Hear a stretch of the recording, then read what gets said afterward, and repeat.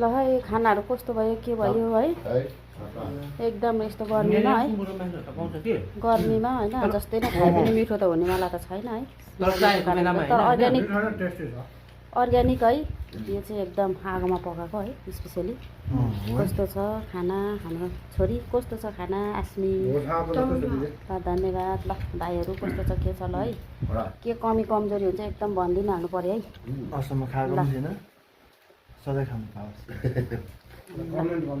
कसै चाहिँ भुइँतिर बसेर खाइरहेको छ बिचरा है यस्तो गर्नुको कारणले गर्दा म त के भन्दै रहेछ भने त भिडियो बनाउँदै ल ल मान्छेभन्दा ठुल्ठुलो प्लेयर छ गाँठी है गाह्रो छ जिन्दगीमा लु यस्तै छ है खाना दाना चाहिँ पोर्क यो चाहिँ सुँगुरको मासु अचार है यस्तो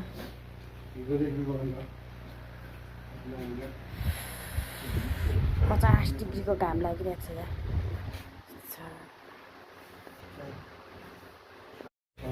ल है खानाहरू कस्तो भयो के भयो है एकदम यस्तो गर्मीमा है गर्मीमा होइन जस्तै नै खाए पनि मिठो त हुने मलाई त छैन है तर अर्ग्यानिक है यो चाहिँ एकदम आगोमा पकाएको है स्पेसली कस्तो छ खाना हाम्रो छोरी कस्तो छ खाना आस्मी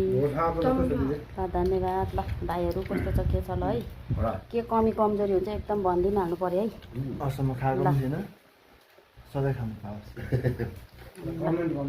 कसै चाहिँ भुइँतिर बसेर खाइरहेको छ बिचरा है यस्तो गर्नुको कारणले गर्दा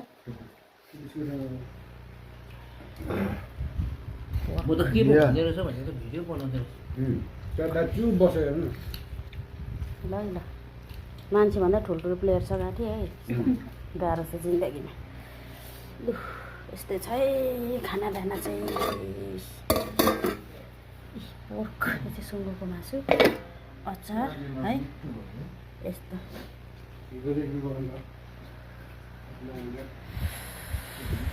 50 डिग्रीको घाम लागिरहेको छ यहाँ